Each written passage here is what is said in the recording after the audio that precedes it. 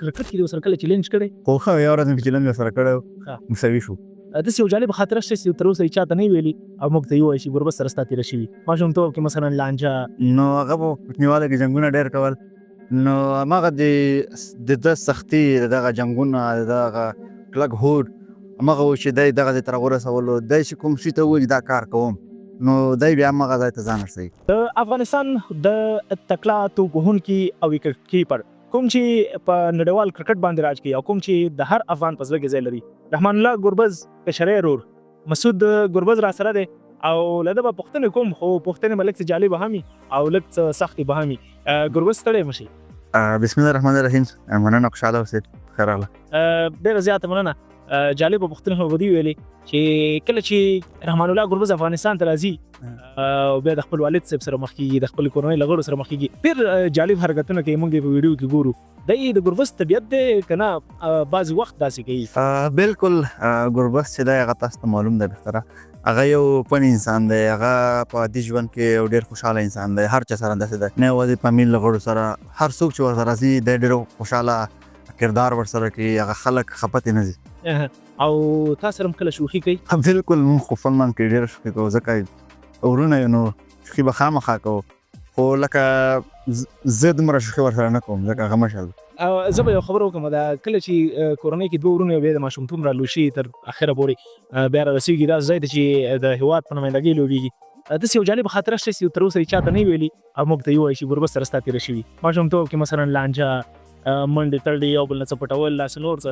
ګربز خو ما مخکې مې دغه کړه هغه لږ داسې شوق غوندې دی نو هغه به کوچنیوالی کې جنګونه ډېر کول نو هماغه د ده سختي د دغه جنګونه د دغه کلک هوډ هماغه و چې دی دغه ځای ته راورسولو دی چې کوم شي ته ووایي دا کار کوم نو دی بیا هماغه ځای ته ځان رسوي.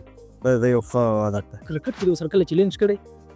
چیلنج خو ما ځکه مې درسره کړی چې د هغه کرکټ زما کرکټ ډېر خوښ دی ځکه زه اوس پر دومره لیول کې نه یم خو ښه یو ورځ مې فټنس کې چیلنج سره کړی مساوي شو. مساوي شو؟ نو رحمان الله ګربز ویډیو به در رسېږي که سړي رښتیا ویلي نو ته به ته یې ډېره سره په خیر سره رښتیا خو ځکه ده چې هغه ویډیو ډېره مشهوره شوې وه انسټاګرام کې تقریبا یو 15 میلیونه نفرو کتلې وه. ښه او په خپله د چا له کرکټ متاثره شوې د کرکټ نړۍ ته راغلې؟ بالکل زما خو رحمان الله ګربز ځکه ډېر خوښېږي چې د ډېر کوچنیوالي نه زه د هغې سره د کرکټ کې بوخت یم. مونږ کور کې داسې بل څوک نه و یو زه یم بل وراره دی برهان نو ما د سره تمرین کولو زه به د شپې هم ورسره لګیا وم د ورځې هم ورسره لګیا وم هماغه و چې د کرکټ سره زما هم شوق پیدا شو. زه به درنه یو پوښتنه وکړم د ګربز لوبې ډېرې زیاتې دي او ډېرې تاریخي لوبې در سره کړي دي تا ته چې ډېره په زړه پورې وه او واقعیت طور ته احساساتي شوې هغه کومه لوبه چې ګربز در سره کړې او ته احساساتي کړې؟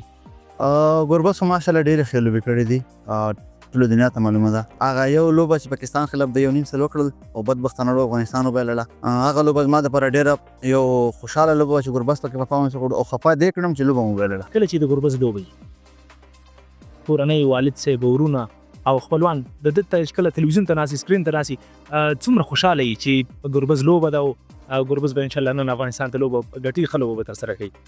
بالکل ټول زه خو عموما دا کورنۍ به نه یادوم ټول افغانستان د کرکټران چې څوک دي د ګربز د لوبې نه خوند اخلي دا خو ټولو ته معلومه ده او زه چې خپله د ګربز لوبه یو ول دوه درې بالې نه ګورم ځکه ما باندې ډېر پریشر شي. او په خپله کله چې ستا لوبې په لیګونو کې ګربز درته څومره لارښوونې کوي چې څه وکړه څه ومکړه؟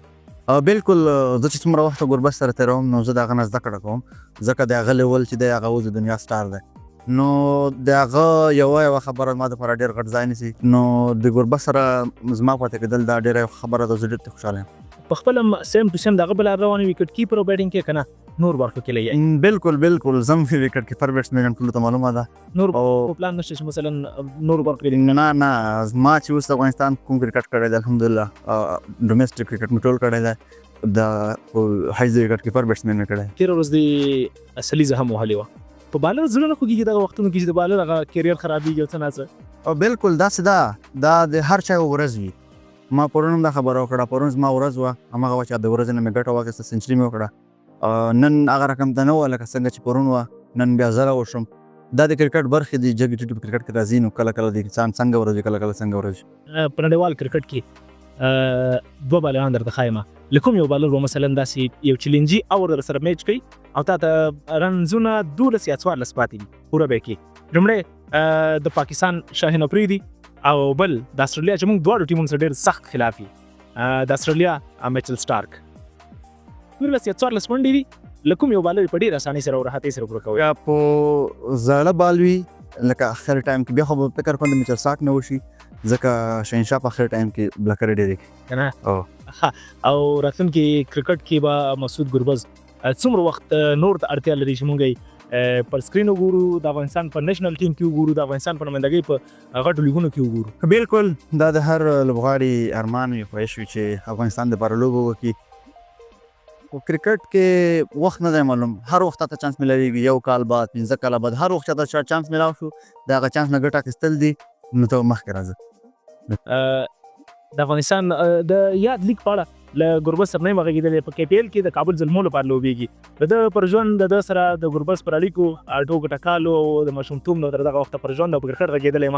وروستۍ پوښتنه به داسې وي د افغانستان او بنګلادیش وروستی میچ به کېږي، 2 میچ مو ترې ګټلي، خپل غچ مو ترې اخیستی دی.